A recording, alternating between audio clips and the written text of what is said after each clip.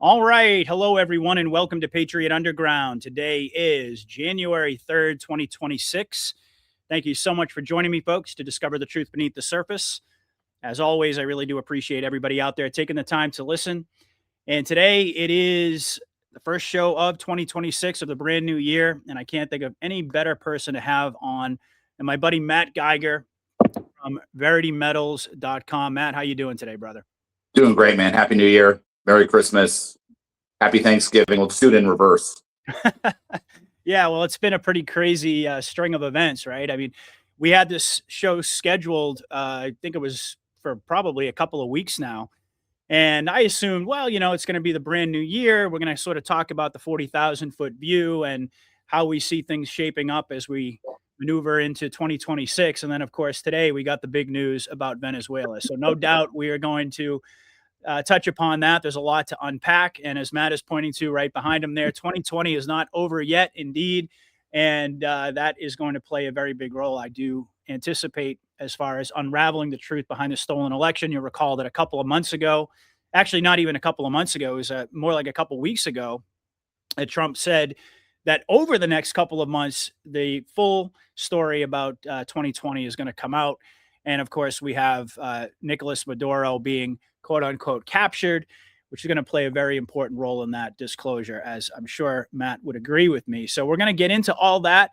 But obviously, we're bringing you a show today amidst the backdrop of some historic movements as far as gold and silver. And, I'm not really the superstitious type, Matt, but honestly, every time you and I do a show together and we talk about the importance of silver and gold and precious metals, what ends up happening in the following days is we see a massive spike. So I'm just laying that out there. We're moving the markets. The market. I don't know. Maybe it's some sort of metaphysical thing we got going on here. But every time Matt and I do a show and he pitches his Verity Metals to you, as I do along with him, because I'm a big believer in his company and his vision, we always see that upward movement. So just kind of keep that in mind, folks, as you're watching the show today. So with that, Matt, let me just kind of turn it over to you and just pose you this overall question. I mean, here we are at the beginning of 2026. Obviously, we're going to get into Venezuela.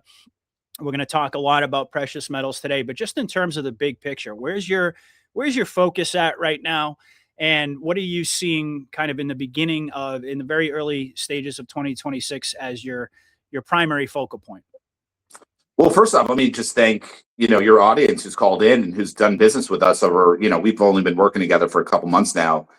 And I mean, I'd love to see it where, I do business with these folks and they're immediately up. I mean, we were selling a lot of your viewers. I mean, we're talking millions of dollars of purchases, at 56, 54, just unbelievable numbers. And it's nice to see that when people put their confidence in this stuff, especially your viewers, it makes us look good. We're doing a great job for people. We're doing it on a very low commission basis where it's not like these other gold companies where they're charging a fortune. And really what it means is that grandma and mom and grandma who are, grandpa and dad who have their retirement accounts, et cetera, or just, they just do straight cash purchases. Everybody's up. Everybody's doing fantastically. We're doing a fabulous job for them. And I appreciate the confidence. It's not just, I thank people for the business, but it's also the confidence that they put in us and my company, so I really just want to thank them first and foremost. Happy New Year to everybody. It's been unbelievable. I mean, here's where I see gold and silver. We haven't even seen the banking crisis yet. We know 100% factually true that the bankers are covering up the signals in the banking system itself. These banks are all underwater. These financial institutions are completely underwater. There were some rumors about Bank of America, right? Bank of America being sold for $35 billion. We don't really. The problem is we really don't know. We can only come on these shows and really speculate to what's going on because they're not going to. No one's going to tell you. The news isn't going to tell you anything, right? So it's almost like you're in this, and we have an advantage in the Patriot community, and that is we're looking at things through a different lens. We're looking at things through a different angle.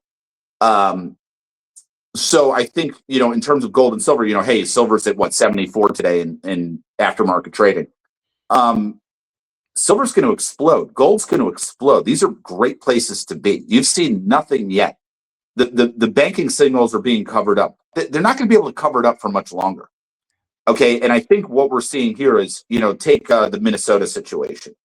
The Minnesota, with the Somalis, and it's all different groups. It's not just the Somalis, it's all these other different people. The fraud is starting to come out. What Trump's doing is he's opening up a seam of fraud.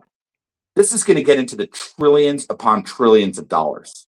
So I just want to tell people, silver and gold, you've seen nothing yet. Prices at 74 spots, so you're probably paying $80 for a silver eagle, 81, 82. That's nothing. You're still at the low end of where silver and gold are. I think gold this year is probably going to hit $8,000 in 2026. I think silver is probably going to hit 200 by this time next year. I agree. And what are we seeing? We're seeing the paper market diminish. I saw something unbelievable. Okay, I came into my office on Monday, and we had that big rally, over the weekend. On Sunday, everybody was going crazy because, of course, the Asian markets are open because it's Monday over there. And Right. silver hit. I saw on my dealer sheet, I saw 89. I don't know what everybody else. Everybody's telling me 85. I saw 89. Okay, this week. Okay, we have 1 and 2 week back orders on silver. It actually got a little bit better yesterday on Friday, so we're able to get orders out pretty much immediately right now. But we got a taste of what's coming. But what I saw silver on back order, and I saw the spot price go from 74 down to 72. That makes no sense. That makes no sense at all. With the type of demand we're seeing, the type of call volume I'm getting, we should be seeing silver at 150, 200. But we saw, what did we think? We saw the spot price go down $2. I'm like, me and my business partner, Ethan, we're joking around. We're like, this is a joke. This is a total joke. And what it is, of course, it's the paper market manipulation that we've discussed, right? The banks leverage out, for every 1 ounce that they have, they're leveraging out 300, 400, 500 ounces on top of that 1 ounce. Mm-hmm. That's the paper markets, right? We work in the physical where, yes, you get the stuff delivered to you. So it just tells me that silver, once this manipulation arm is defeated, the sky's the limit. And I just want to thank Melania Trump on New Year's for being our number one salesperson in the company, for wearing that beautiful silver dress. So thank you, Melania. We love you. We love you. Semaphore. Yeah, the semaphore. Absolutely. She came out in the silver dress, and absolutely beautiful. So yeah, so it is looking like this is just the beginning. And we've been talking about this for a while. We started doing shows a few months back, and I can't remember, you would remember better than I was, what silver price, spot price was when we started working together. And like we were in the 40s. We were in the 40s. I was going to say somewhere in like the mid 40s, and now we're in the mid 70s. There's been a bit of a correction, if you will. But as you're anticipating, and I've been in full agreement with you that this is just the beginning of what we're going to see gold and silver prices do over the next year. And if history remains consistent, like I said, every time you and I do a show, it seems to go up. So, and I'm really, really excited about the fact that you're putting together such solid deals for people in my audience that because Matt and I, we talk all the time behind the scenes, and he keeps telling me that more and more people are actually circling back because they're so satisfied with the service, with the price that they were given and so forth, that they're actually putting in additional orders. So that makes me feel really great. And obviously to know that the people who are doing business with you, who are essentially my referrals, are in good hands, and they're seeing their portfolio. Important. We're making you look good. We're making you look real good. So that's important. And I also just want to interject and just say, we owe it to the Patriot community. We owe it to our own people. These gold companies out of Los Angeles that are just ripping people left and right. It's disgusting. And I'm a viewer of your show and other shows, just like everybody else. I just happen to have a gold and silver business. To me, it's very personal. I want everybody to be taken care of, get in the right stuff, put people in the right products at the right price, IRAs with the right structure, self-storage, you name it. And to me, it's been great. And I got to, again, thank the audience, because it's so much fun to work with these people. It's like, we're not talking about gold. You think we're talking about gold? We're talking about, what Trump's doing and what's really going on behind the scenes. It's almost like we could record the conversation and be like a show with you. It's fun. Definitely. So, all right. So we're going to come back to this a little bit later in the show. I always like to open it up and give Matt an opportunity to just say a few words about the precious metals market, because he is indeed an expert. But later on in the show, we'll circle back and we'll talk about how you can get in touch with him. And, one of the things that I love is that he makes himself available to the audience. You can pick up the phone, you get Matt on the other end. He'll answer any of your questions. And also we'll point you in the direction of the landing page and so forth. But let's talk about what's going on in the world right now. I mean, this big story that just broke with Maduro, and there's a lot to unpack because it just broke this morning. But indeed, it seems as if this is timed very, very well with what Trump had mentioned in terms of the 2020 election. And we know that Venezuela has been a CIA deep state hotspot for a very, very long time, much like Taiwan over in China's sphere of influence, and then, of course, Ukraine and Russia's sphere of influence. And we all know, according to Q Drop 140, that was way back in 2017, where Q rhetorically asked the question, what if China, Russia, and others are coordinating with POTUS to take down the New World Order? That what seems to be happening here is almost like a redo, if you will, of the Monroe Doctrine. Actually, Trump has been talking a lot about that. He's been referring to it as the Monroe Doctrine. We just pulled up this little screenshot of a headline here just to show folks what we're dealing with. And I'm going to have Matt comment on this whole situation. So this story, again, broke overnight. And here you see the cover of the New York Post, the Monroe Doctrine. And, for a long time on the show, we've been talking about how China, Russia, and the United States are coordinating together to bring down the New World Order, and that essentially this is going to be a multipolar world and not just a deep state divide and conquer scenario where the United States is being used as the muscle to essentially infringe upon China and to infringe upon Russia, et cetera, et cetera. So here you see it, and it's starting to make a lot more sense now when Trump is talking about Canada as the 51st state. I love this. Instead of Greenland, it says our land.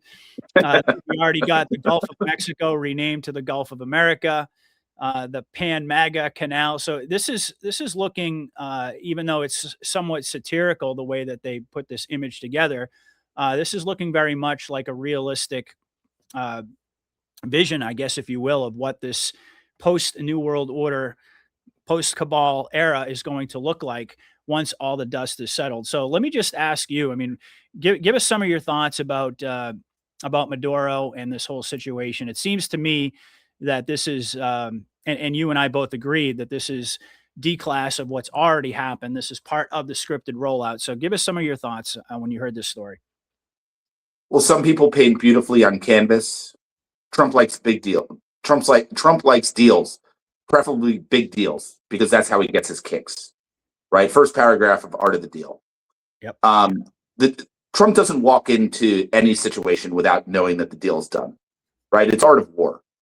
Yep. Right. The Art of the Deal book, if you ever read it, it's a great book. It's actually really interesting, being from New York and knowing the different sites, the Javits Center and the Upper West Side in the 70s. I remember those being built, some of those buildings, the Plaza Hotel, what was it?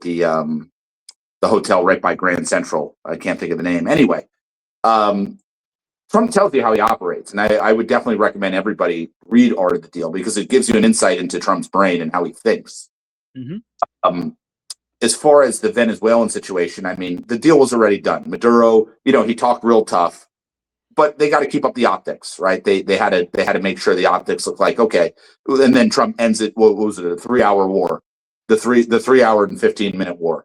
It was over. With no casualties whatsoever. With no casualties whatsoever. Trump is really what he's going to eye, and this is what Juan's going to be talking about, I'm sure, on the shows. I got a text from Juan early this morning with this, 2020, it's not over yet. He's going to be talking about the elections, right? I believe it's, what is it, Smartmatic? Is out of Venezuela? Yep. It's not Dominion. Dominion's not at, or it's Dominion out of Venezuela too. I think both of them, yeah. Both of them, okay. Maduro he's just a puppet, right? He's a prop. He's central casting. So, Maduro is not the guy we're after. We're after the people that are putting him in power, which are our own politicians, our own deep state. Mm-hmm. This is what we're going to do is we're going to start revealing evidence of the 2020 stolen election. And I think Maduro is going to go up there and he's going to testify. And I think Trump should spare his life. I think he's a puppet.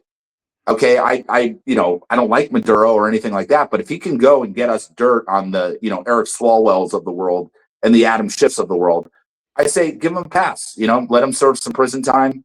Maybe he goes, lives in protection, whatever. But Venezuela is the hub for where the deep state created the election fraud. And I think, obviously Tina Peters being in the news over the last month, trying to get her out of prison. This is all, you can see it's all just coinciding. It's all operating together. Trump obviously has a plan here that's, first off, they should free Tina. I think you might even see Tina Peters get freed out of prison next week, potentially. I think you'll see that if she's not already. If she's not already. But it's very interesting stuff, and what this will tie into. I mean, it'll be interesting to see what happens in Mexico. I mean, I was reading the Gateway Pundit article this morning. We had talked about it. Delta Force is on the ground back in August. So this is what we were saying on the show, right? I was saying, hey, the D boys are already there. So you got to figure if they're already in Venezuela, right? When we're hearing about it, it's already an old story, effectively. Right? The job's already been done.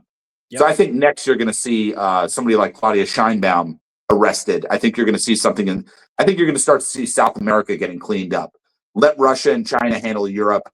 So yeah, that's kind of where I stand with that stuff.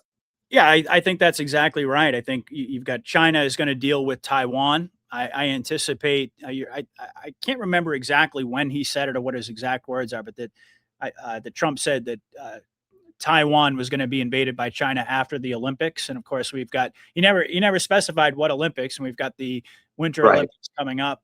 We've got the ongoing situation over in Ukraine, and so it's like all of these deep state hotspots that were a thorn in the side of Russia, of China, and of course the United States are being dealt with.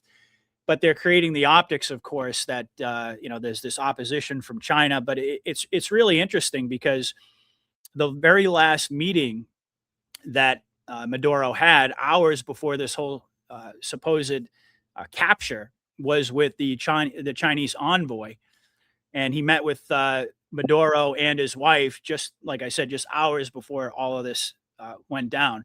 So it seems pretty clear to me that this was all part of a scripted rollout of D-class of essentially this new balance of power that has been agreed upon, that was agreed upon a long time ago, that's actually being timed very well indeed with the D-class of the 2020 stolen election. So very exciting to see. And you're right, he did put Colombia on notice. He said that the Colombian president better watch his ass. He also said that the opposition leader, who is very friendly to Israel, is not going to be considered as a viable replacement. Let me go ahead and pull up that headline as well, because I thought that was very interesting. You can see this here. Trump confirms that pro-Israel Maria Corina Machado is not being considered to run Venezuela. He says she has no respect inside the country and that his administration has had no contact. I mean, look at that face. My goodness. He looks like he's, remember the Joker with his Smilex product? Exactly. It looks exactly like the product. Yeah. Yeah. Only your Undertaker can tell the difference. Yeah. So they're cleaning up the Western Hemisphere, and it's looking very much like that's going to be the United States sphere of influence. You're going to have Russia essentially controlling the situation over in Europe as NATO continues to get phased out. And then over in Asia, it's going to be China, of course. So this is really, really exciting. I had this up a moment ago, but Trump, just like he says all the time, he says he watched Maduro being captured live. I felt like I was watching a TV show. So there you have it, folks. This is pretty exciting stuff. Just in terms of the overall landscape here, a lot of folks are anticipating that as we get into 2026, we're going to continue to see all of these different narratives continue to accelerate, and we're getting very, very close to the grand finale. Now, we don't like to do, as they call it, date fagging. We don't like to make unrealistic predictions to set expectations, but I'm kind of curious. Do you get that sense that we are very rapidly approaching a climax here with all of these different? Oh, no doubt. No doubt. Scott, as you know, our good friend from TrueStream, Scott Stone's here. We've been talking about that nonstop. Absolutely. This is, as Q would say, drip, drip, flood. I think we're getting close to that flood. Yeah. You can see the narrative being built, obviously, for the elections, for the drug trade, for the illegal immigration, the fraud going on in our country. He's just ginning up these issues, right? And my prediction is by April 15th. Here's my prediction: by April 15th, tax day, there's going to be so much fraud exposed. There's going to be trillions of dollars by that time that's exposed that people are going to turn around and they're going to say, they're going to have their checkbook out and they're going to say, F this, F this. That's what I think is going on. There's going to be, we saw the fraud in Minnesota, in Minnesota. The fraud's even greater in Ohio. Now they're looking at Massachusetts and New York, Pennsylvania, New Jersey. Wait till they get to California. Wait till they get to California. Exactly. Wait till they get to California. The fraud is going to be so massive, just so beyond comprehension, that people, I don't care who you are, liberal, Democrat, socialist, communist, whatever, certainly conservatives. We've been screaming this from the hilltops for years. But I think it's a very unifying message, which is great. Fraud is a great unifier. And I think that's the way Trump thinks. Fraud is going to be the great unifier. Mm-hmm. Yeah, no, I agree. I absolutely agree. And there's already been this push. Of course, you saw the Nick Shirley viral video that everybody's been talking about in Minnesota. I bought the sweatshirt, by the way. What's that? I bought the sweatshirt, the Leering Center sweatshirt. Did you? I bought a couple of them, yeah. That's fantastic. Yeah. And I personally think that this was, again, part of the PSYOP, that all of this fraud is now being introduced on a massive scale to the people throughout the country. This is something that we saw in the beginning of 2025 with Doge. It kicked off and they started revealing all the fraud, but it just keeps getting to be more and more and more, to the point where people are now saying basically what you just said. Why should we even be paying taxes at this point? And you're starting. Well, on your point of Doge, I just want to say this about Doge. Everybody claimed, Doge was shut down. Doge wasn't shut down. It's the most successful fraud program of all time. Doge was strengthened. Okay, Doge went local. Doge went to the state level, probably going to the county level and city level in some places. But I'll tell you right now, Nick Shirley sat down. I remember, 3-4 months ago, he was invited to the White House. And I was telling Scott this, as I said, Trump handed him that story. He handed him that story about the daycare centers and the medical facilities.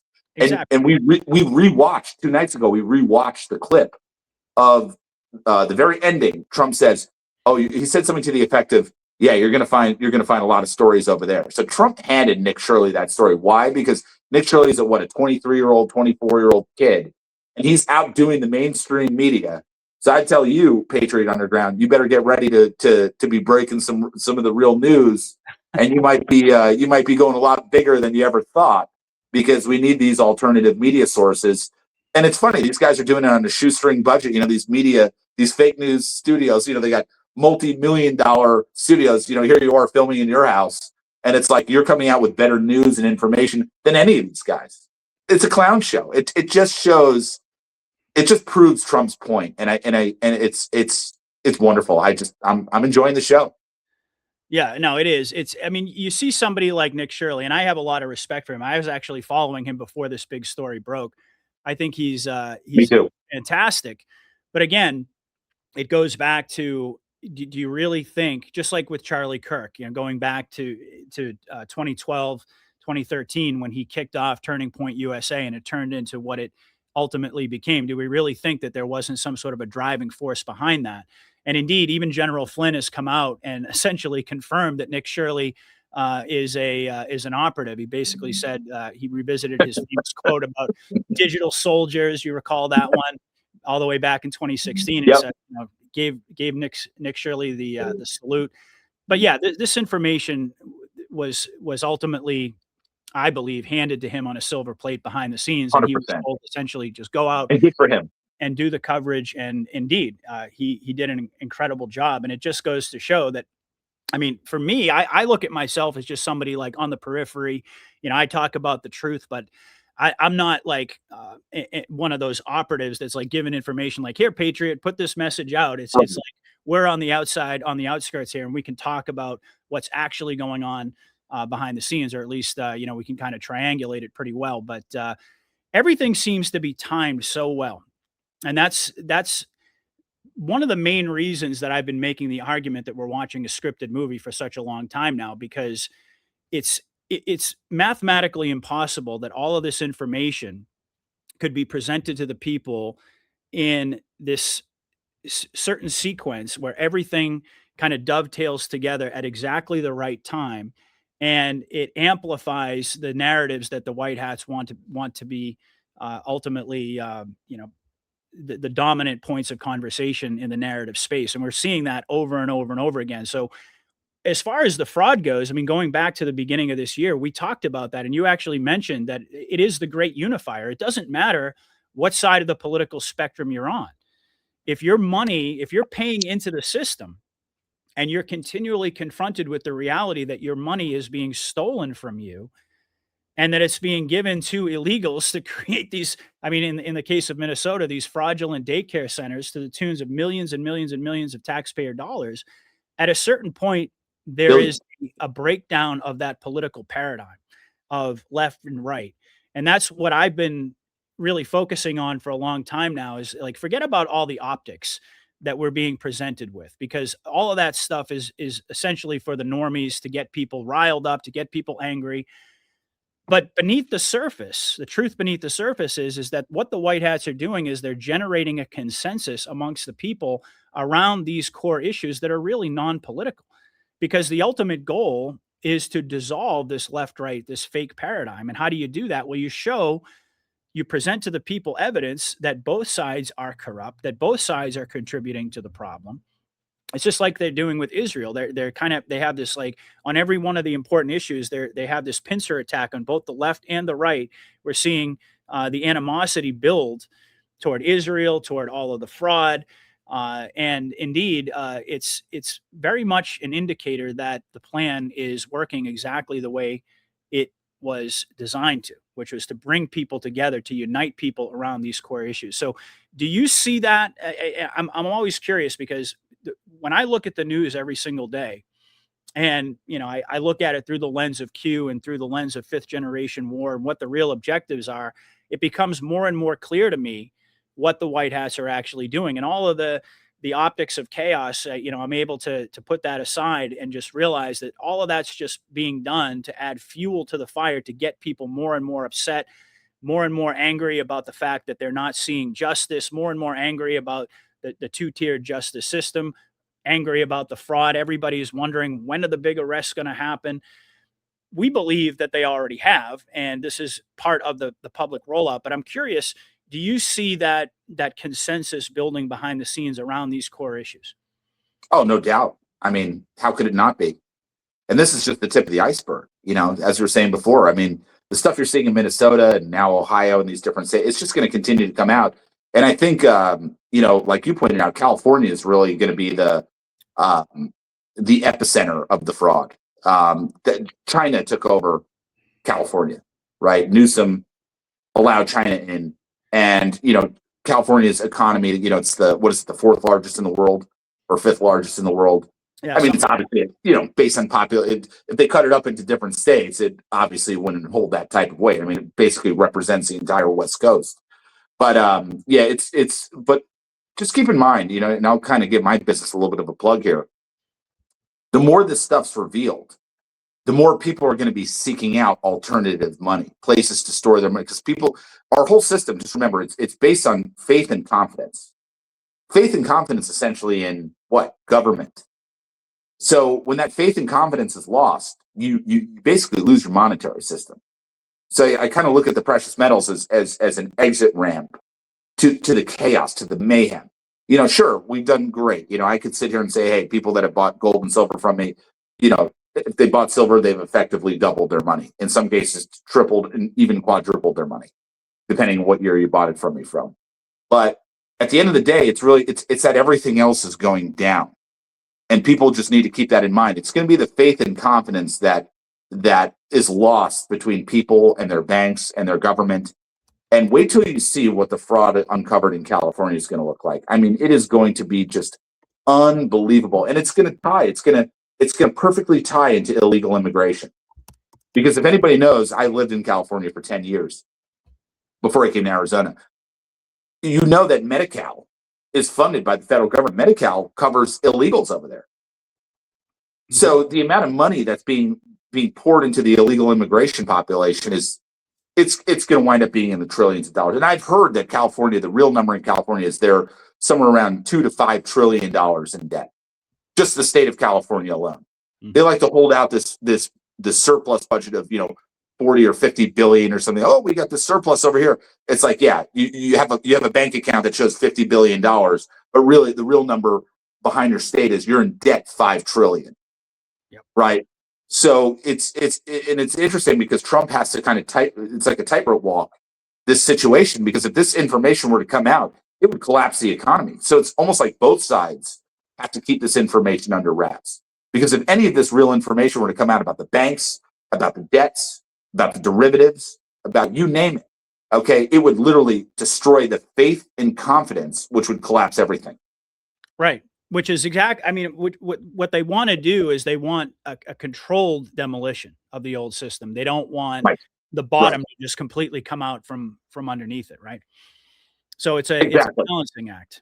It's a balancing act. And that's why Trump's first presidency, hey, I got the lowest unemployment rate. I've got the lowest this, the lowest inflation, the lowest this. It's all nonsense. He's just insulating himself using their statistics, their numbers, their government statistics that they created, because they can't call him out. Because if they did, he'd say, oh, well, you created these statistics. These were your statistics you created 30 years ago. We didn't do this. Right. So it's a very interesting way Trump is walking into this. And it's fun to watch. It's really fun to watch. And what a leader. We're I count my blessings every day. Yeah. So as the fraud continues to come out and the confidence in the US dollar continues to plummet, and we see Maduro likely, it seems pretty clear what's about to happen here. We don't know exactly what the sequence of events is going to be, but he's arrested. He's been brought to the United States. He's going to be charged in the Southern District of New York, of all places. And this is the guy who was essentially put in power, this narco state that was set up in Venezuela by the CIA, is now going to be testifying about the CIA's, the deep state playground in Venezuela. So it ties in, of course, the 2020 election, like we already talked about, but this is actually much bigger than that. Much bigger. And if you notice the photo, I was just thinking about it, just came to me as you were talking. One of the photos of Maduro with he's got the shades over his eyes and he's in handcuffs. Yeah. Mm-hmm. And he's got a bottle of water. Watch the water. Watch the water. Yeah. He had a bottle of water in his hand. And it almost looks like it's photoshopped in. Yeah. No, absolutely. But so as all of this continues and we see the disclosure continue to ramp up, what impact does that have on the price of precious metals? We know that it's going to make them go up. What would you say, if you had to sort of bullet point it, what are the primary reasons that we're going to see precious metals continue to skyrocket amidst all of this chaos, all of this uncertainty that's happening? You took the words right out of my mouth. The chaos and uncertainty is pun intended, a gold mine for gold and silver prices. Trump's probably going to be dropping the rates here very soon. Interest rates. That's going to be right. Why keep your money in the bank with a, 0.5 percentage point interest rate in your savings account? Why would you keep your money in there? You just keep your money in silver. You just ride silver. That's really what people are doing. Gold and silver, it's a cash position, but it's real cash. It's the real money, right? There's different types of money. There's 3 different types of monetary systems. You have a fiat system, which is the money system we're in now, right? Money backed by nothing. Faith and confidence. That's all you got. Then you have a commodity money system where the commodities and the means of exchange. So it used to be silver coins, right? The commodity was in silver coin. Today it's copper. So if you buy, if you go to your bank and you get a roll of quarters, they're about 93% copper. Okay. Then you have a representative money system where the way it used to work is you used to have gold and silver certificates. I should bring some on the show one of these days. We got to do that show. Where the bill represents, a $20 bill represents a $20 gold piece, right? So it represents, it's 1-to-1. So you have that for every $20 bill that they print in gold, there's a $20 gold piece that actually backs that $20 bill, right? That's the, the old St. Gaudens or the Liberty Heads, right? The kind of the old school, the pre-33 stuff. Cool stuff. So I think what Trump needs to do is he needs to start I think what he's doing is he's moving us from the fiat system and very slowly moving us back into both a commodity money system as well as the representative money system. The only thing that we're missing for a gold standard is redemption. And what do I mean by redemption? You used to be able to go to the bank and you could hand them a $20 gold piece and they'd hand you a $20 bill. Right. So we need that redemption capability at your local bank. So I would expect some major overhaul of the banking system where you can literally, probably where you're going to go sell your gold and silver, it probably won't even be to me. You're probably going to bring it to your local bank after the collapse and whatever's going to happen. And you're going to load up your bank account using your gold and silver, or you're going to load up your IRA using your gold and your silver.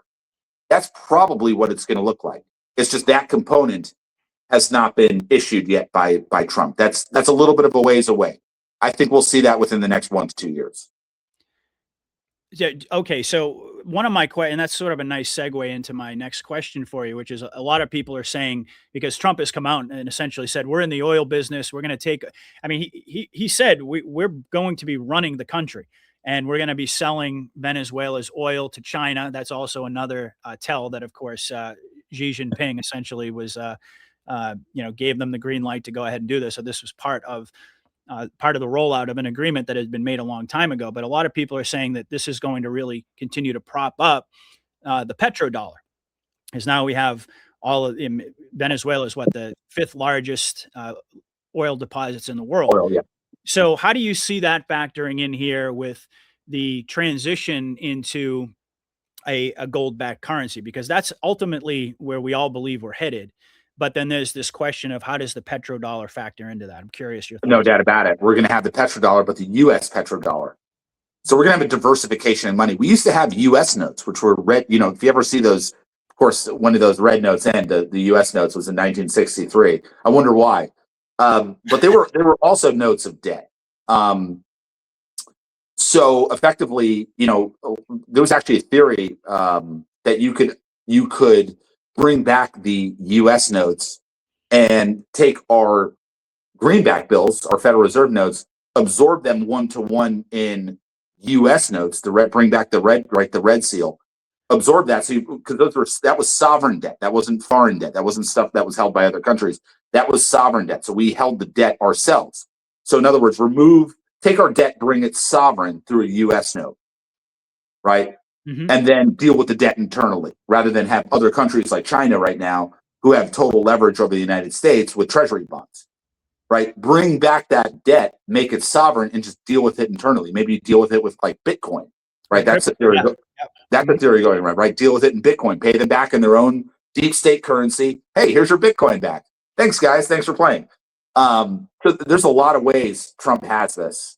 But I love the idea of an oil-backed dollar because we want diversification in the dollar, right? We used to have gold-backed dollars, we had silver-backed dollars, we had red notes of debt, but sovereign debt, and then all of a sudden they came in with this Federal Reserve note, and they just consolidated us into this one type of dollar, one size fits all. Like if you look at Federal Reserve notes from the 1920s, I can show you on the Federal Reserve note, it actually says in gold, redeemable in gold. Up until 1933. Mm-hmm.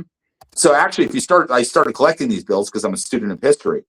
You actually start to see how the bankers, if you just take out these bills and you start to interpret them over time, you start to see how the bankers just consolidated the banking system.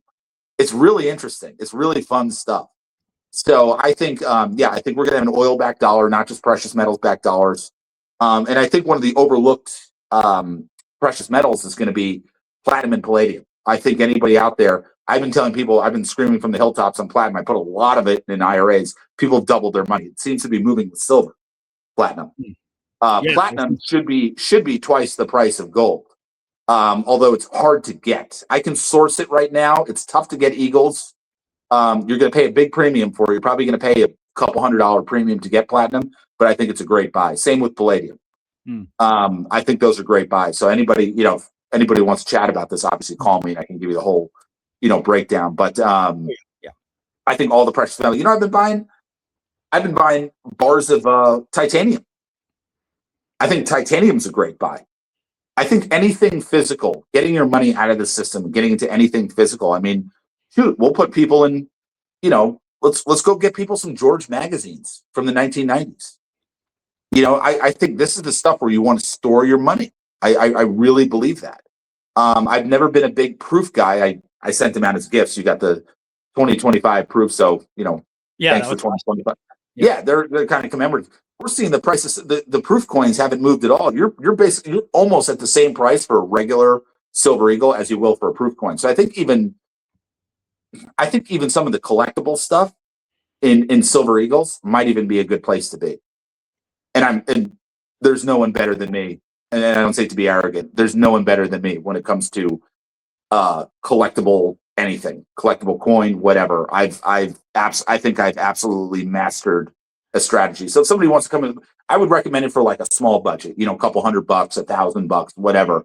I would do it for people for free. I would show you very unique things to buy that I think will hold tremendous values in the future, especially Kennedy stuff. Yeah, for sure. Well, somebody actually in the chat also mentioned copper as being part of the absolutely great. TBA.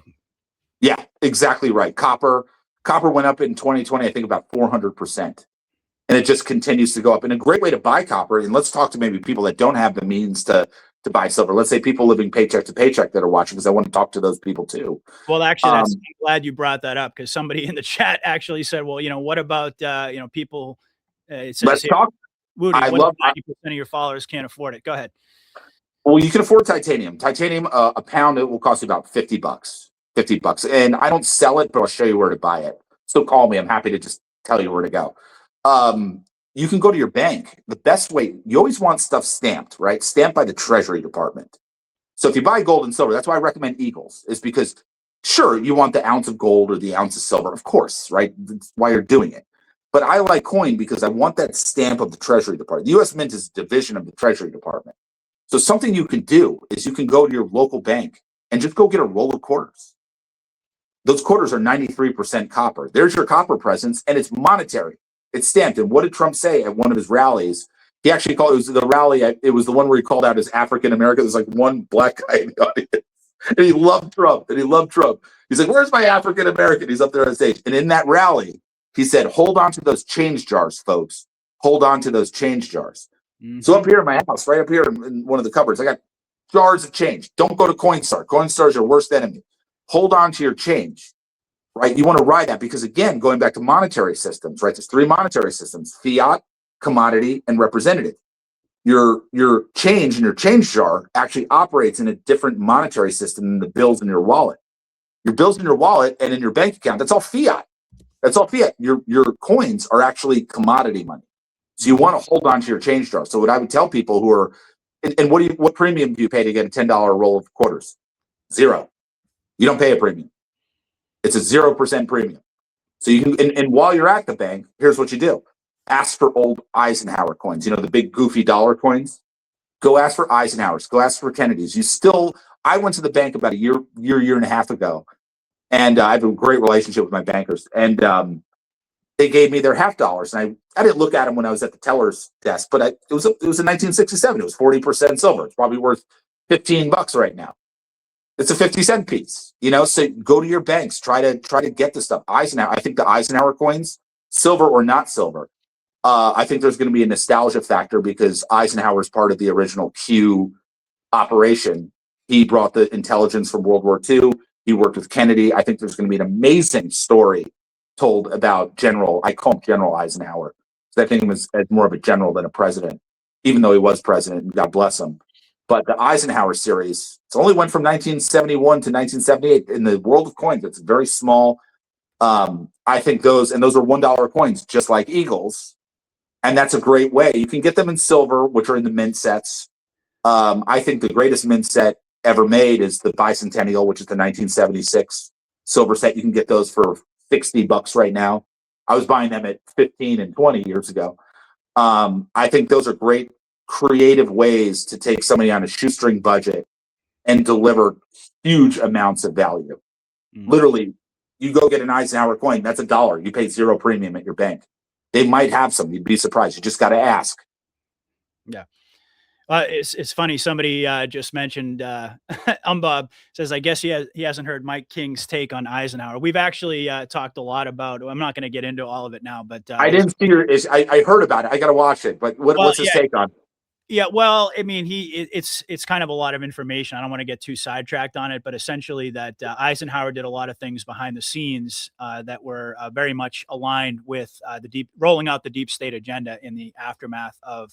So the opposite. Okay. Yeah, I mean, he was not. I've heard that. I've heard that too. He wrote a book called "I Don't Like Ike," and he was. I mean, the long and the short of it is he essentially was bought and paid for by. Bernard Baruch and the Zionists, and he did a lot of really damaging stuff to implement the New World Order in the wake of the Second World War. So but that's a subject we can just kind of put that aside. You can make the same case against Nixon or somebody like that, right? Nixon taking us off the gold standard, but I think these guys they were walking the tightrope walk. I think that they had a lot of pressure on them. I think there's a lot of things going at that time. Hopefully, I'll say this. I think this information will get sorted out here in the next couple of years. I think we'll know the good from the bad, because I'm a firm believer that Nixon, Nixon worked directly with the Rockefellers. He was in office next to the Rockefellers. So, and he was Trump's mentor in politics.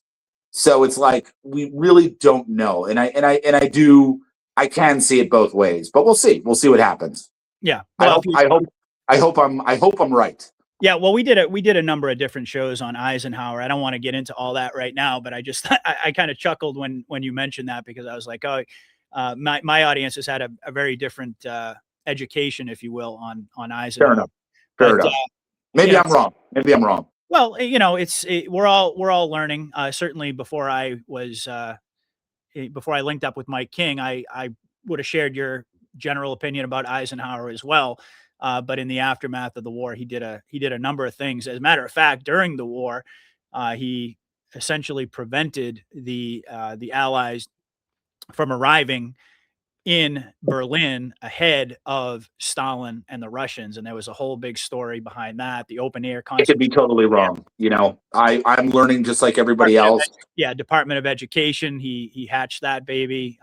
The attempt to stop the spread of communist ideology after the Second World War. He killed that. There was a number of things that Eisenhower did that were definitely aligned with the New World Order agenda. Let's just put it that way. But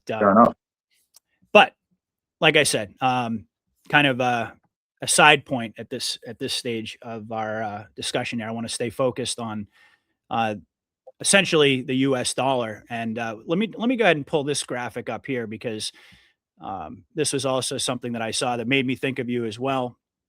The U.S. dollar share of global foreign currency reserves have fallen to its lowest level this century. So what they're doing is they're sending their T-bills back to the United States. Yep. They're cashing out. So what that's going to do is it's going to work. Okay, so you just brought up a great point. I didn't hear that. So it's being noticed off the radar. It's off the radar. They're not telling us. So that means that we're being flooded back with our own cash. So essentially our money's being further diluted. So what can you expect when that's admitted? I didn't even pull that up. Sorry about that. Yeah, when that's admitted, what that's doing is it's debasing our dollar. That's devaluing our dollar directly. That's the most direct form of debasing our currency. Mm-hmm. So if you want to know why gold and silver have been going up, there's your reason. That's it. That's the chart. Boom. Gold and silver are doing the opposite, right? Yep. So that's their weapon. That's the deep state weapon, is they're using our dollar against us. Mm-hmm. And the more that they flood our system with our own currency, this is how they took down the USSR, right? This is how Reagan took down they flooded the ruble back into, we took the ruble out of Russia, or excuse me, the USSR, and then at the right time, we flooded their currency. And they tapped out. That was the end of the war. We beat them financially. Yep. That was it. So the strategy is, this is what was going to be used on us anyway. So just keep that in mind. If we didn't have Trump, they were going to do this to us anyway. But we would have been in a position where we didn't have an off ramp to go. We didn't have, right? They probably would have banned gold and silver purchases. They probably would have confiscated gold, right? If Kamala Harris had won, they were Hillary Clinton for that matter. They would have done a gold confiscation once again. That's what would have probably happened. Mm-hmm. So let me ask you this. I mean, you and I have talked about the crypto angle as well, and there are a lot of, it always comes up in the course of the conversation. So we're looking like we're going to get the Clarity Act passed in January. That's all the indicators, all the signs seem to be pointing in that direction.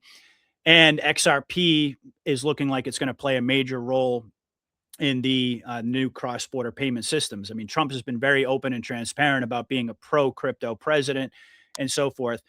Now, we obviously know the inherent value in being able to hold precious metals. I mean, to me, I think that's a no-brainer. I don't think we really need to sell anybody on that concept, at least inside of this audience.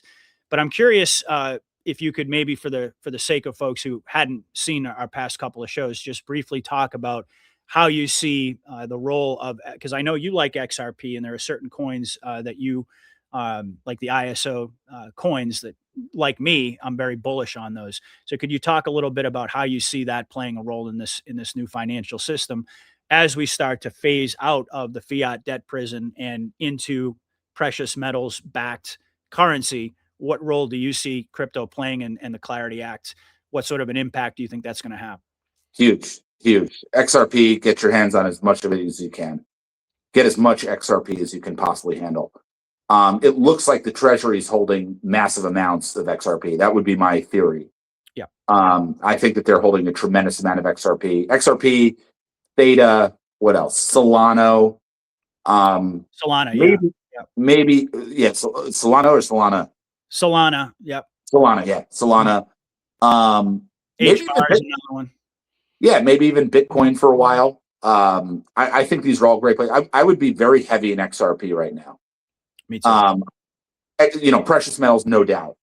Really, what gave me the confidence to get into these things a couple of years ago was the fact that I had been buying precious metals, and I was like, all right, let me do something else, And I was very fortunate to get into Bitcoin at 19,000 and 20,000. Wow. So yeah, I did pretty well there. And then XRP, thank you to some friends that recommended getting in. I kind of did it without even really understanding it very much. It was just more like, okay, Matt, buy this. And it was just a credible person that said it. Yeah. But yeah, I would definitely get your hands on as much XRP as you possibly can. Make sure to have it in a cold store wallet. Get it off these exchanges, right? Take Gemini, for example. Gemini is an exchange owned by the Winklevoss twins. Yep. Get out of there. Get your stuff on your cold storage wallet. Who cares what the price does? At the end of this, it's going to be about, I think everything's going to be repriced. I think, at the end of the day, we're probably going to see movie tickets for 25 cents, a gallon of milk for 25 cents. We have to figure out a way. What Trump's thinking, in my view, is we got to get out of these trillions and really quadrillions of dollars when you factor in derivatives. You got to bring down the system into the millions and billions. In the 1980s, no one understood what billions was. I was actually watching a documentary, and Trump was actually in it. It's from like 1981. And he bought his building for $2,000 million. $2,000 million. Okay. 2,000 million. Not 2 billion, 2,000 million. So billion wasn't even a term at that time. Is it the early 80s? The early 80s. It's like 80 or 81. He bought it for 2,000 million. So the idea is we have to bring back price levels, because what does that really do? It makes it so that the average person, just like the 1940s and 50s, we could have a one income household. You could raise a family, own a house, own 2 cars, live great.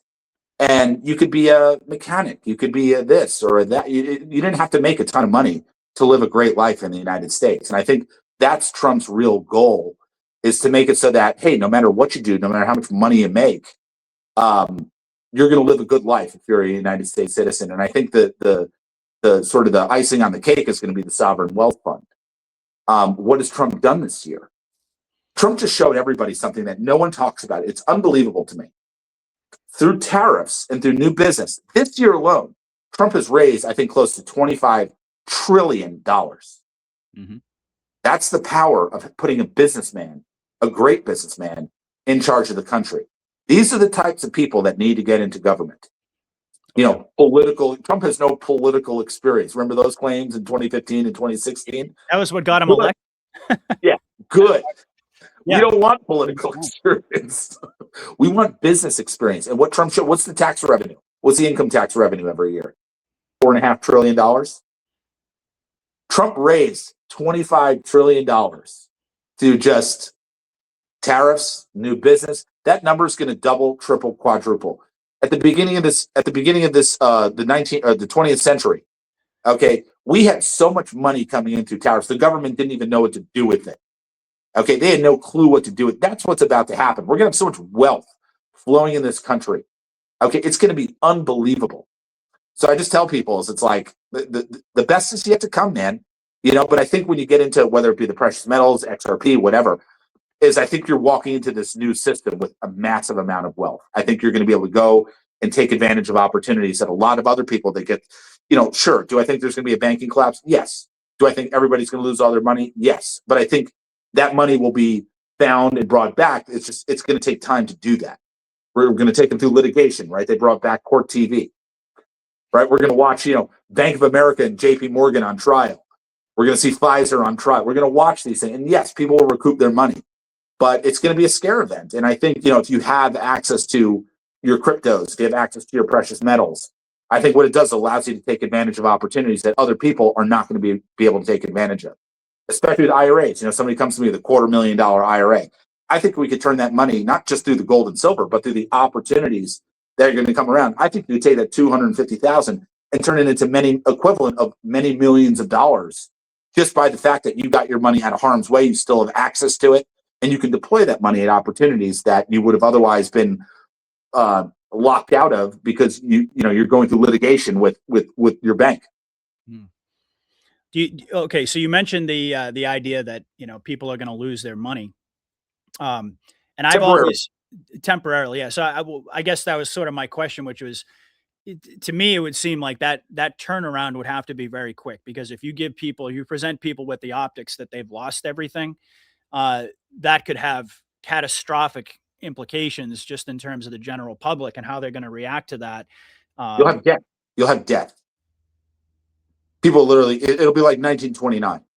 It'll be interesting to see how Trump does it, but I really believe that people learn the hard way. And it's unfortunate.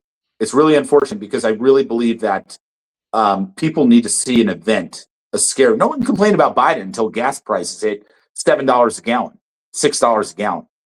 So it's when people get hit in the pocketbook. And I think, if I were Trump, I would try to make it as quick and as pain-free as possible. But I think for a temporary period of time, people will lose access to their money. Maybe the better term is lose access to their money. Yeah, I think maybe losing access because, as people are pointing out here, like 72 hours without money would drive people nuts. Indeed, that could have some massive implications just in terms of, the people out there who have no idea what's going on. You don't want people jumping off of buildings. And exactly. So they're going to have, it's just like what we talked about a little bit earlier. They're going to have to handle this in a very delicate way. So yes, you have the scare event because people need to learn the hard way. But on the other hand, you don't want the system to fall apart in the process. Right. You don't want debt. And that's what Trump's really trying to prevent, is he's, at the end of the day, he's trying to save lives. Because that's what this is all really coming down to, right? It's about saving lives and making sure, people aren't jumping out of windows.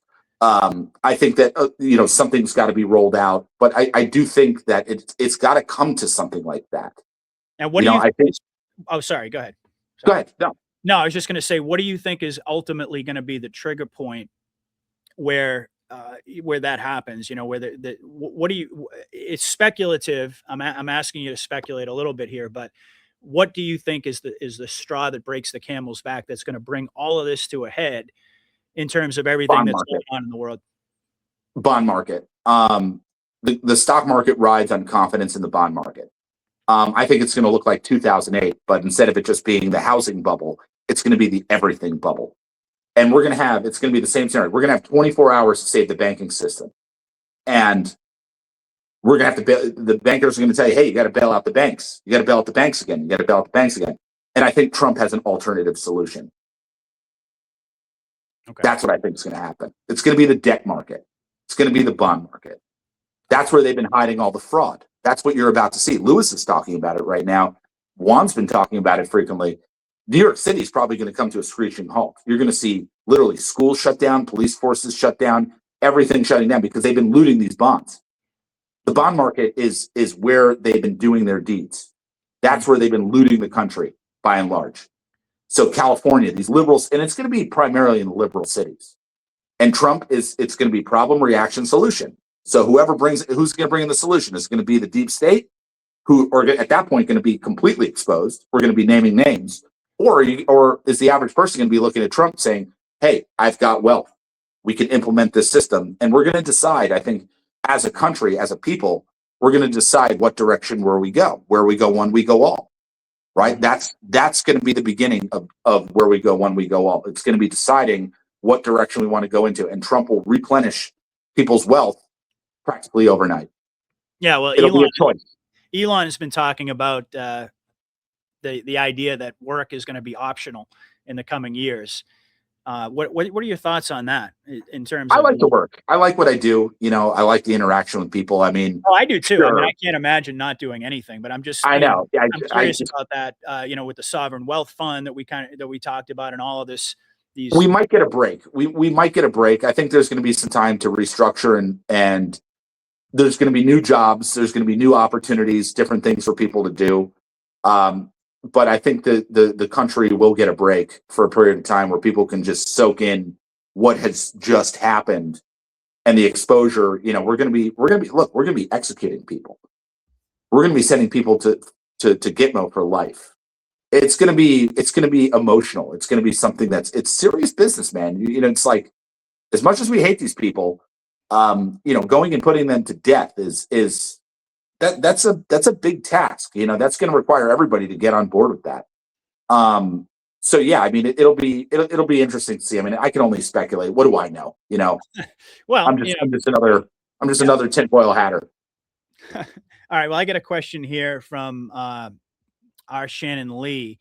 She says, Patriot Underground, what about us that have precious metals IRAs with silver in vault storage? I can't touch it for 6 more years. Okay, so my guess is you did business with a certain company that promises you free silver after you keep it held there after a certain period of time. Tell me if I'm correct about that. That's a scam. I've heard that operation. If you have a precious metals IRA in storage, I think the storage facilities are fine. I send people to these storage facilities. I think the good guys have these looked out for. I mean, what are you going to do? You're going to pull a Die Hard 2 and go in with a bunch of dump trucks and go through the water tunnels, upstate New York. Oh yeah, drive it out there. That was Die Hard 3. Yeah. I think it was Die Hard 2 with Samuel L. Yes, we were just watching it the other day. That's how I thought. No, the second one was the one at the airport where they took over the airport. I think it was the third one, Die Hard with a Vengeance, that we're talking about. Okay, so maybe it's 3. But I think your stuff is probably very safe in a depository. I will say this: what sort of makes me unique in this space is I do self-custody IRAs. You're really not. Let me just tell people, you're really not supposed to store it yourself. You're supposed to use a third party. But what I do is I create an LLC for you, right? Okay. And that LLC owns the IRA. So therefore, if it's in your own possession, technically, it's not a distribution. It's a bit of a gray area. I always recommend, find somewhere local. Let's find you a local depository. Somewhere close. Like I have Mountain Vault over here. I don't store stuff in my house because I go in shows. It's a security risk. So I store my stuff offsite, and that's not even IRA gold and silver. That's just regular, outside of it. But if people want to store it themselves, I mean, I'll be very candid with your viewers. It's something we can talk about.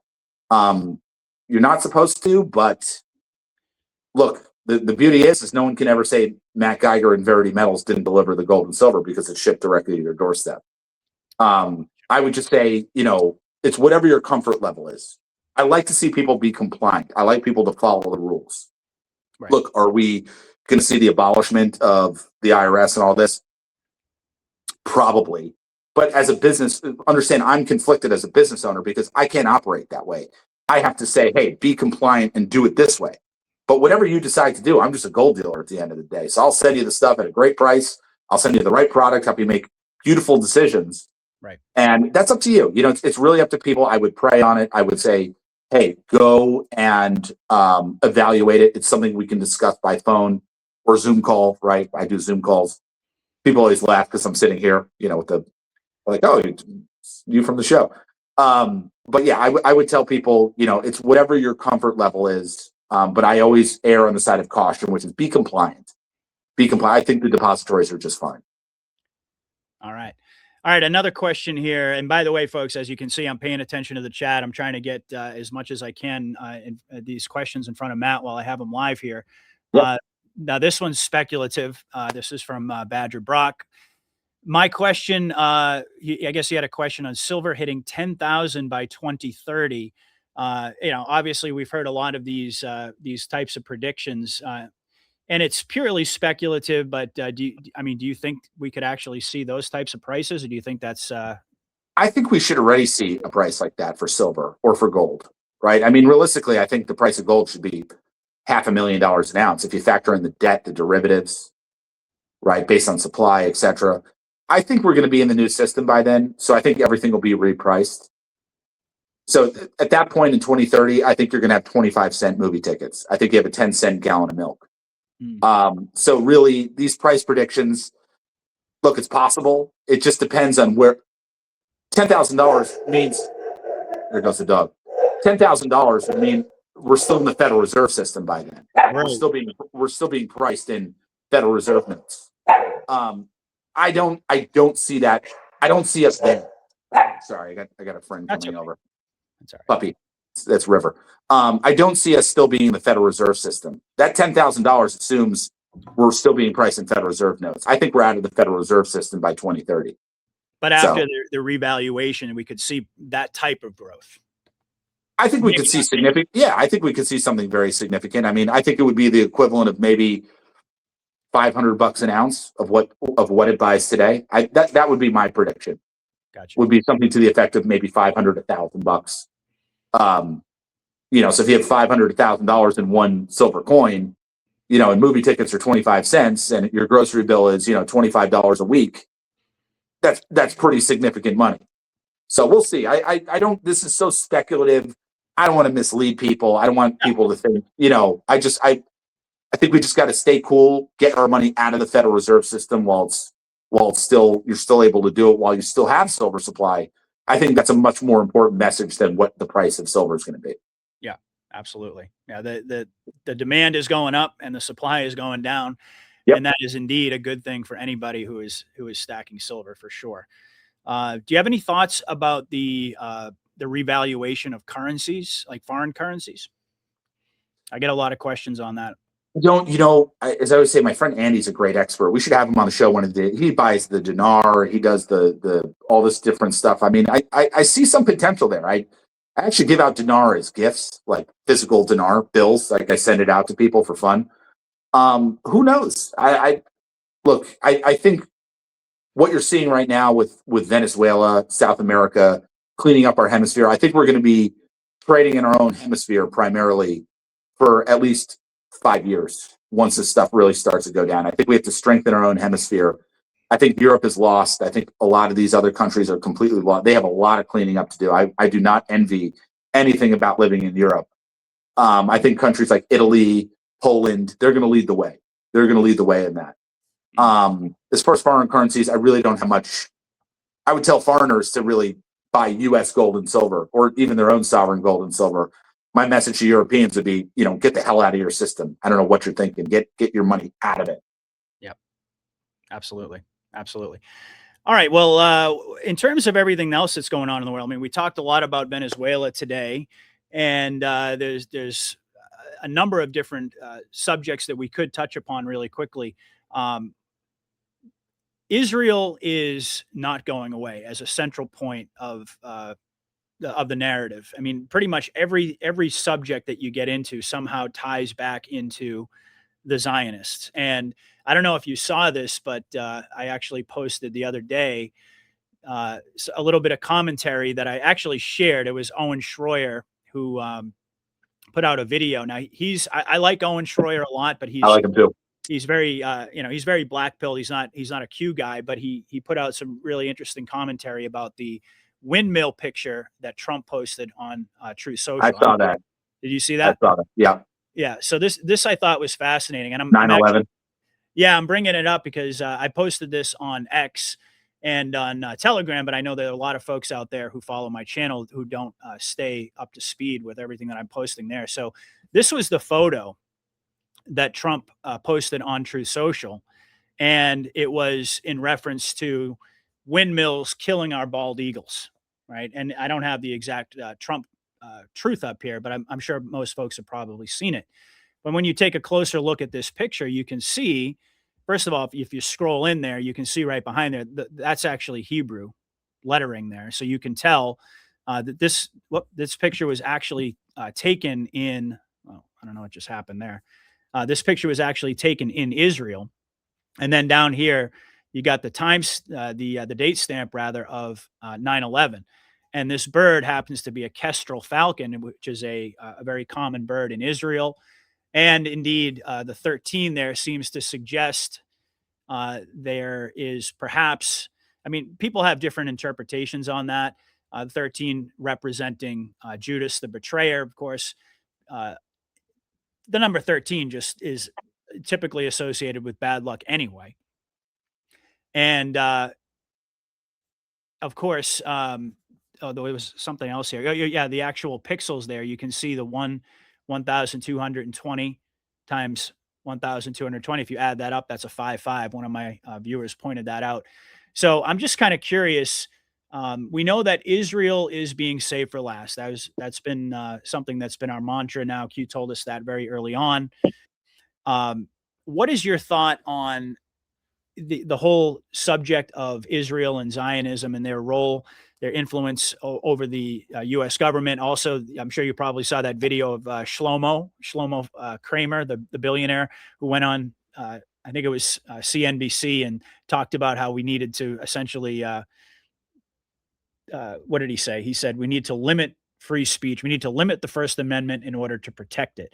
So we're seeing all of these different narratives being tied directly back into Israel.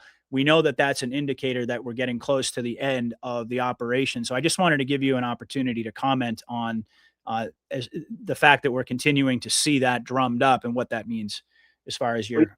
Well, yeah, I mean, Israel clearly controls everything. I mean, I was watching a very interesting podcast. I think it was yesterday. Scott and I were watching it, and they control Somalia.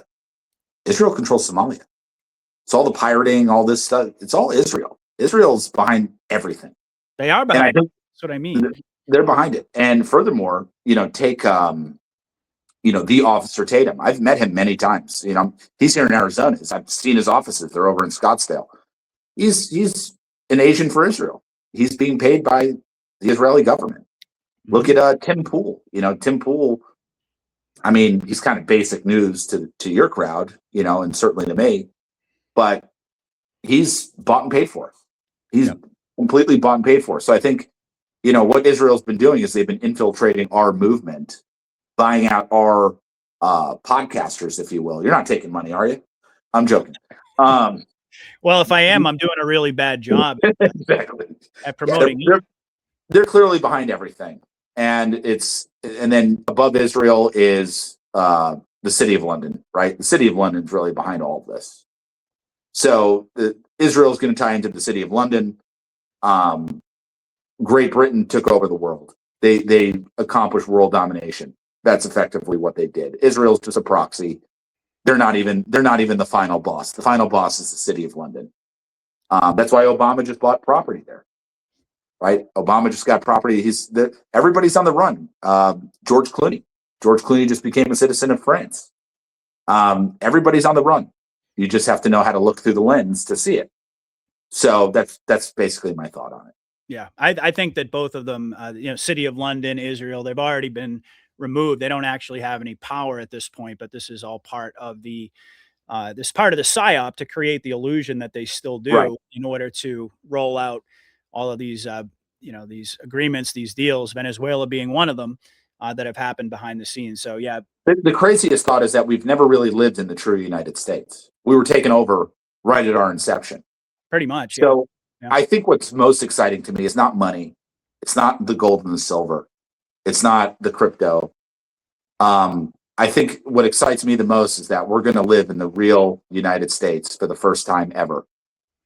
And I think life's about the relationships you make, the people you interact with, your family, all that stuff. That's going to be what's most important coming ahead. So, whether you have money, whether you're going paycheck to paycheck, I think the future's bright. And, just happy to be with everybody in this period of time. I mean, we're as they say, we're living in the greatest time to be alive, and here we are. It is biblical, man. What we're going through right Fun, now, humbling. and it seems to be the general sentiment that 2026 is going to be the year when all of the big booms happen, when the floodgates open, and I'm hesitant to get on board with that. I mean, I will tell you, my gut feeling is that by the time we get to the 250th anniversary, we're going to be looking at of our republic. We're going to be looking at an entirely different set of circumstances optically than we are now.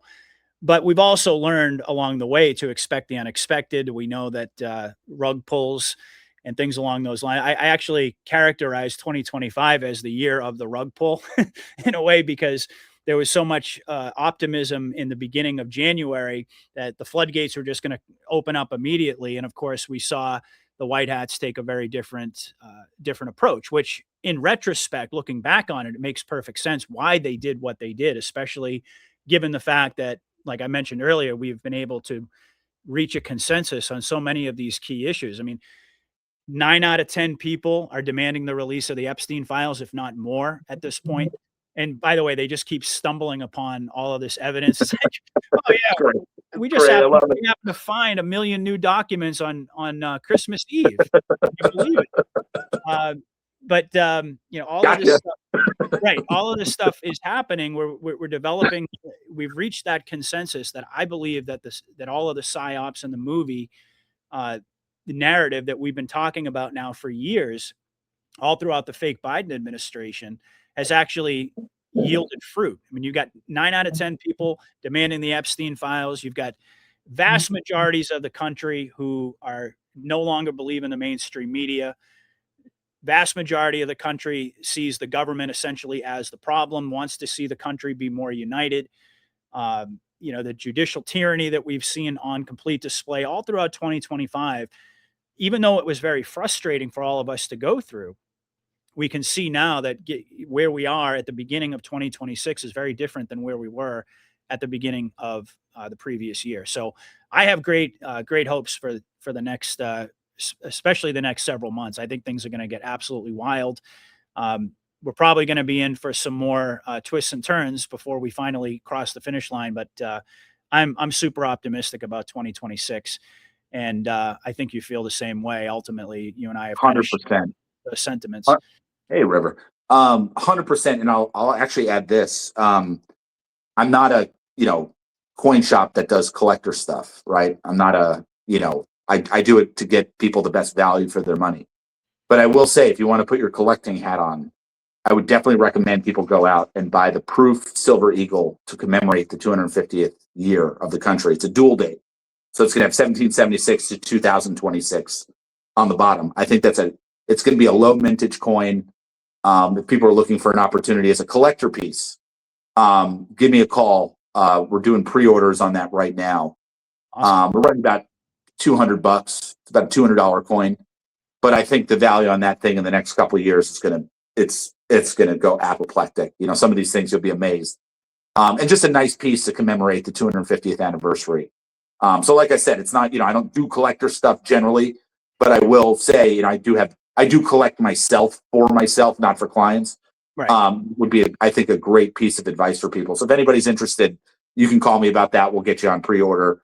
And I think it's going to be a very low mintage coin that I think could potentially go into the thousands of dollars. Yeah. Yeah. Well, 2026 is the perfect, to me, it's if you're scripting out this movie, to make it the conclusion of the climax of the movie and right before the 250th anniversary of our republic, when we're reverting back to our constitutional republic, like you mentioned, we're actually going to live in the true vision that our founding fathers had. To me, it seems absolutely perfect timing. NSQ tells us timing is everything. So, And aren't we supposed to have like a year-long celebration? When does that start?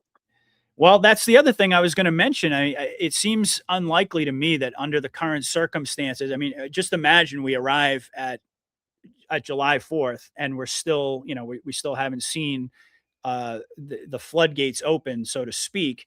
It would raise some questions in terms of, well, what are we really celebrating if we haven't seen? Again, I believe all of this stuff has already happened behind the scenes. I believe that these people Agreed. have already been dealt with. But again, as I've always said, it needs to become public in order for us to have the Great Awakening.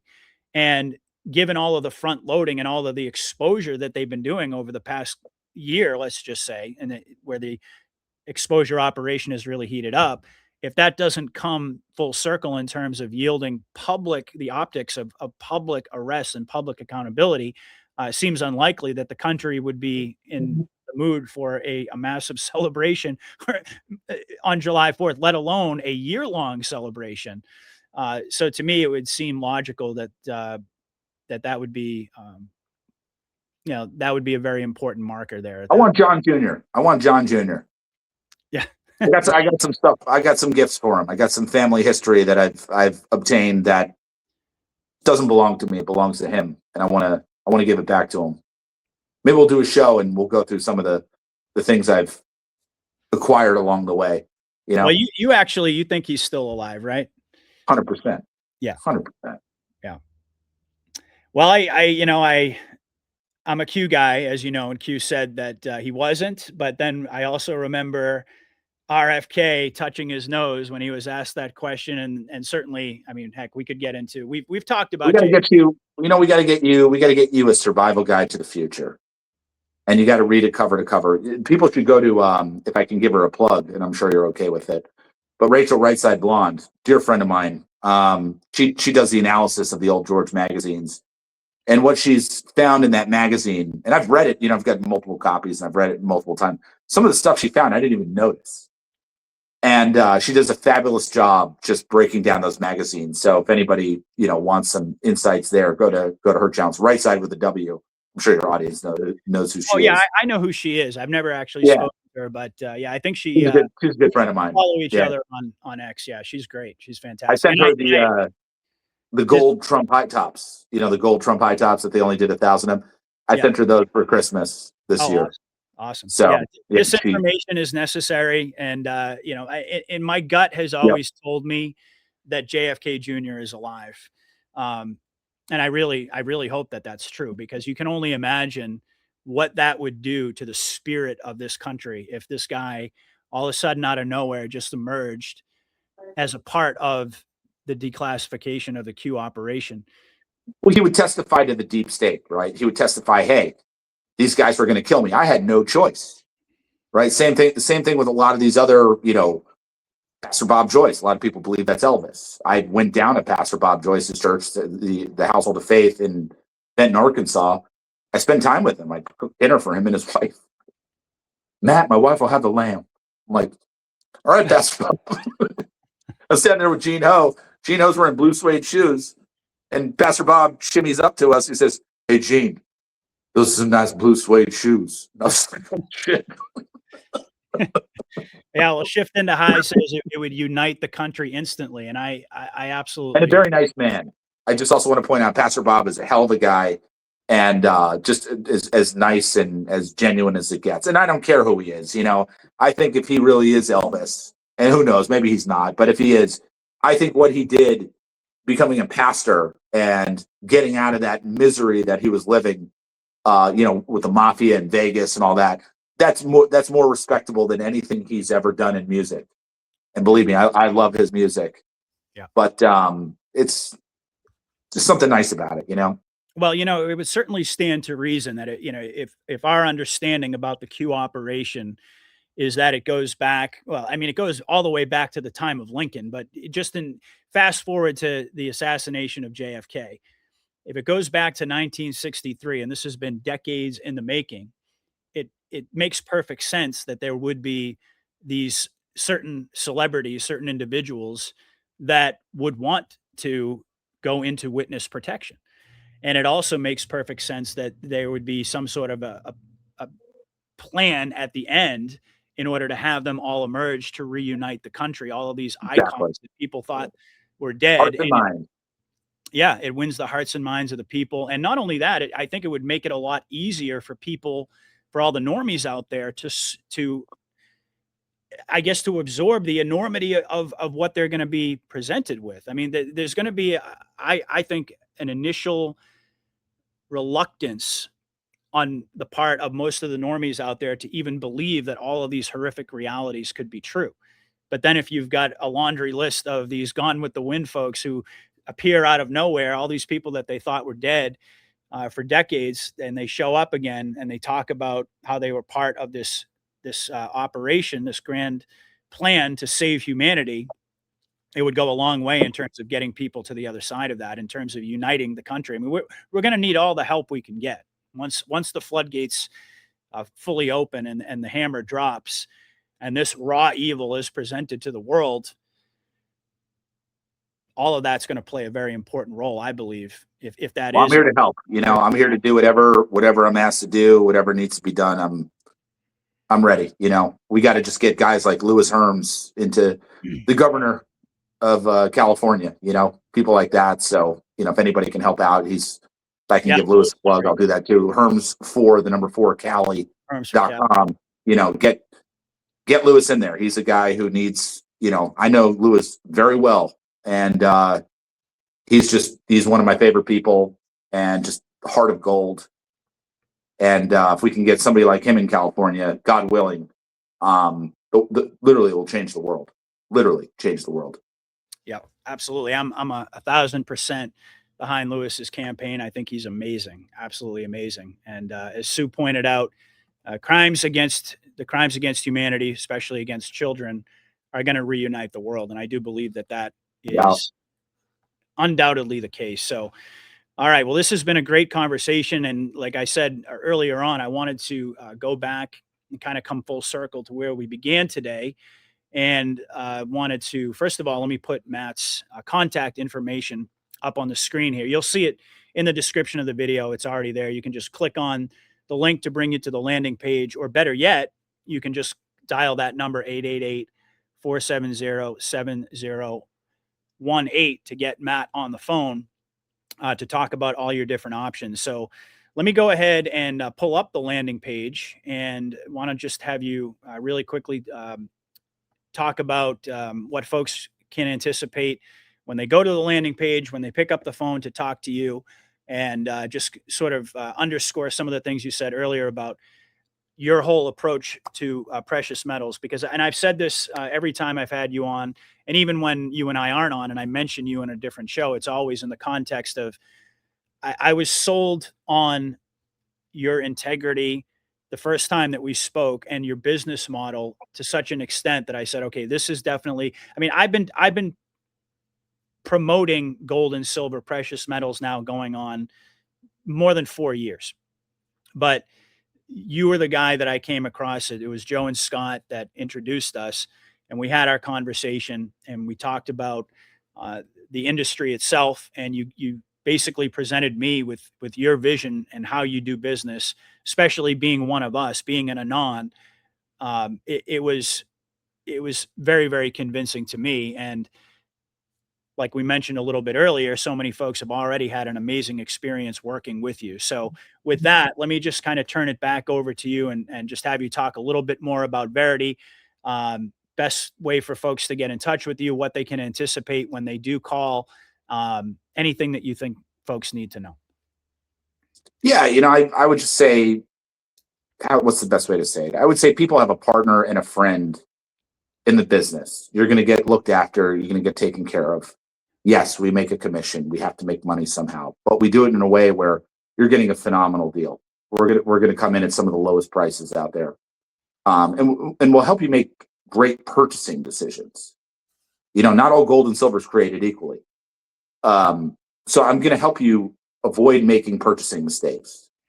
So, if you're coming to me with a little bit of money or a lot of money, money's all relative, right? $100 is a lot of money. $20 is a lot of money to me, and I've done very well in my career. I value, I value a good deal. And you have a friend and a support mechanism for the life, let's say you do an IRA. I'm here for you moving forward always. When people liquidate their IRAs or need to take a distribution, I don't take a commission from that. I give people whatever their gold and silver is worth. I show them the price on my dealer sheet, say, hey, here's what it's worth. If we have to ship something, you're covering your own shipping, right? But I'm not taking anything from it. I want to look, I've been in this business a long time, and we're dealing with the Patriot community, and these are the world's best people, the people that have woken up. These are our soul family, right? It's my mission, and I'm saying it on this show. It is my mission to take care of you guys. And I want to make sure that you get good advice, you get a great deal, and you have a friend, and you have somebody that you can talk to. Like I said when we started the show today, it's like most of the time we're not even talking about gold and silver. People already get it. They got to get into the stuff. They got to figure it. They see the light. They get it. We're talking about, JFK Jr. We're talking about this. We're talking about that, right? It's not about that. And it's been a lot of fun. So I just want to thank your audience for just being literally the world's best people. And well, I want to thank you too on behalf of my audience, because like we've mentioned a couple of times now, there have been multiple people. And as far as I'm concerned, this is the greatest testament to that Matt is actually doing well by all of the people who are watching and doing business with him. We've had multiple people do a deal and then actually come back and do subsequent deals. That's happened how many times, Matt? At least many times.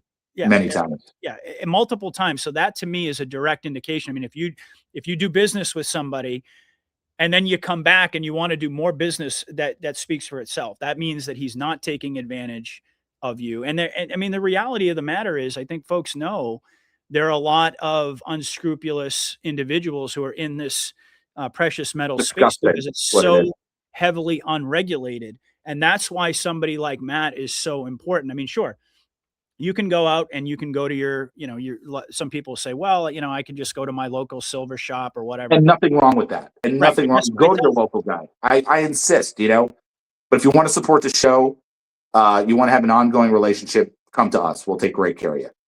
Yeah. And you've had multiple people who have just, they speak the world of you. Friends.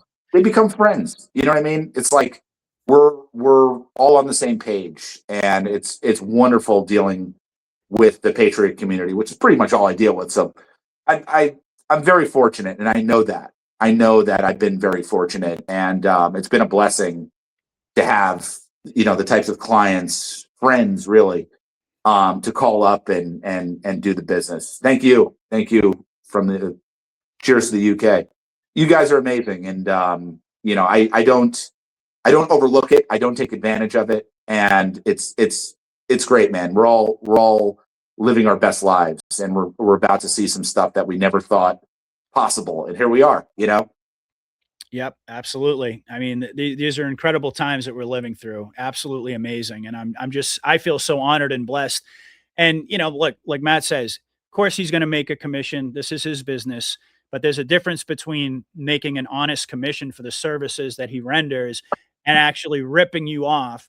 And that is the number one thing. I was like, whoever I'm going to be in business with, I want it to be on behalf of my audience. And also so I can sleep at night. I want it to be someone who's actually taking care of my audience members. And quite frankly, you've checked off all of those boxes. And indeed, you can go out there, like Matt says. I mean, if you've got a local dealer, someone who, you feel comfortable with, that's great. But if you want, like he said, I mean, he's going to give you free advice. He'll talk on the phone with you for as long as necessary to go over all your different options. He can help guide you through the process. And it also gives you the opportunity to support the show. So, if that's ultimately, if all of those things align for you, I mean, sure, if you've got a long-time silver dealer or gold dealer that you've been working with for years, it's done well by you, that's great. But if you're in a position where you're not really sure, and you think you might be looking for a better deal, or you need some guidance, and at the same time, you also want to support what I do, certainly this is the guy you want to talk to right here, Matt Geiger. Thank So you. really Means a do lot. appreciate Appreciate that. it. And as I like to have Matt on at least once a month. I always wish that I could do more shows, and ultimately, in terms of supporting the show, that's my goal. So I can get to the point where I can do this full time. Um, but given the fact that I only do like one or two shows a week, I'd like to have Matt on more often, but I just don't have the time. But certainly once a month, we like to bring him on to have this conversation. And like I said, every time we'll see if history holds true again, Matt. After this discussion, what happens over the next couple of weeks? But I've noticed that like every time we get together and have a conversation, we see precious metals go. So it's fantastic. Next week Fantastic. will be a big week. I can see it already. But no, thank you. Amazing. I appreciate all the kind words, and I consider you a brother. So Thank you, man. I appreciate that. I wasn't laughing at that. I was laughing at this comment right here. I didn't really think that I was exactly right. Yeah. No, Yeah.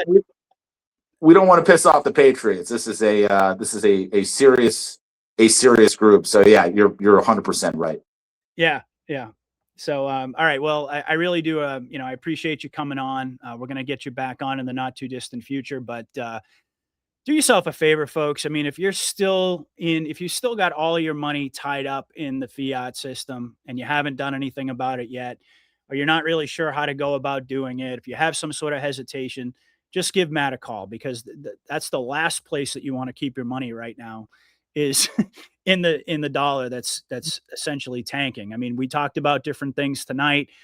Folks know that I'm a big proponent of XRP in particular. You hear me talk about that all the time. But I also say that nothing, and I mean nothing, compares to actual physical gold and silver and precious metals in terms of not only protecting your wealth, but as I've said for a long time, to actually capitalize on the transition into the new system. And so many people have already done that. Like Matt said, there are some individuals, depending on when they actually close deals. This would probably be before you and I connected, but there are some folks, even since you and I started doing shows together, that have probably doubled their money at this point. So, Literally. yeah, Literally. And it's furthermore, and I'll say this: anybody coming in with IRAs or any significant amount of money, even insignificant, it's okay. We'll do something very nice for you. Maybe we'll send you a George magazine, a valuable one. We could do some collectibles. I always get complimented because I send people. I just sent one of your viewers a survival guide to the future because she did quite a bit of money with us, and I wanted to make sure that there's a little added bonus. I'm very good at that stuff. Everybody always says I'm the best gift giver and the hardest person to buy gifts for. So, yeah, All American Girl, thank you. Call that 888 number. It allows me to know where you're calling in from. And then I'll give you my personal, my direct cell phone. So you can reach me 24/7. So I'm always accessible. Just call me, even if it's just to say hi and you like the show. I know Patriot appreciates it. So, yeah, I do. And I love we're going to take care of each other. That's what we're going to do moving forward. We're going to all take care of each other. Absolutely. Absolutely. It's a great way to support what I do. But even more importantly, I love getting the feedback from Matt, because we text each other all the time, and he'll tell me, and I'll just ask him, how are things going? He'll be like, oh my God, this person came back and all these people are really excited about the deal that they got. And so, and then I also hear directly from my audience corroborating that same information. So I'm like, I get a really good feeling about it. So this is the guy. This is the guy you want to talk to, folks, for all your precious metals. He's the one who you want to just pick up the phone. And I would also add too, I don't want to beat a dead horse here, but I would also add, right now we're in a bit of a dip. So now is a good time, I think, to jump on board. Like they say, buy the dip. It's really important to enter at the right, if you can. I mean, we talked about the big picture here. We could see silver. What did you say? You're up to 200 by the end of this year or something like that? I think it'll be 200 a year from now. Yeah. So that's 300, maybe even 300. So, I mean, right now we're still in the very early stages, perhaps like the third inning of a 9-inning ball game, if you want to use that metaphor. So don't think that it's too late. All right. It's never too late to make the right choices with your money. And again, Matt, thank you so much for joining us Thank today. you. I am going to be back with all of you on Monday with Mike King, of course. And then I believe, unfortunately, I was supposed to do a stream with Dave from News Treason a couple of days before Christmas, but because he was traveling back to New York, the timing just didn't work out. So we wanted to put a show out on Christmas so people would have something to watch. But unfortunately, that didn't materialize. But we're on a 2-week cycle. So we're going to be doing another show on January 8th. And I also reached out to LT from And We Know. And I do believe we're going to be setting something up in the very near future. We actually have something tentatively on the books for next Saturday. So I'm really excited. I've been a fan of LT for a very long time. And I noticed that recently he actually started to feature some of my posts in his show, which was a huge honor. So I reached out to him and he expressed interest in coming on the show. So, and I also have, let me just kind of give folks a preview here of January, the way January is going to look. The 15th, I have Lieutenant Colonel Bosey scheduled to come back. He's always a favorite of mine. He's one of my favorite conversations. I love that. I love Ricardo. Ricardo's amazing. Have you met him? Great guy. I've never met him, but I watch him, and he's fantastic. One of my favorites. Yep. And then the 17th, I'm going to have Joe and Scott. We're going to be doing another roundtable. And then towards the end of the month, I'm going to be reconnecting with SG Anon. It's been a long time since SG and I sat down to do a show. So I'm really excited about getting back in touch with him. So thank you so much, everybody, for tuning in today for this live stream. We went a little bit longer than we typically do, but I think it was worth it. Hopefully you guys got a lot out of this conversation. So I'll be back with you soon. God bless. Godspeed, everybody. Give Matt Geiger a call. Patriot out. Thanks.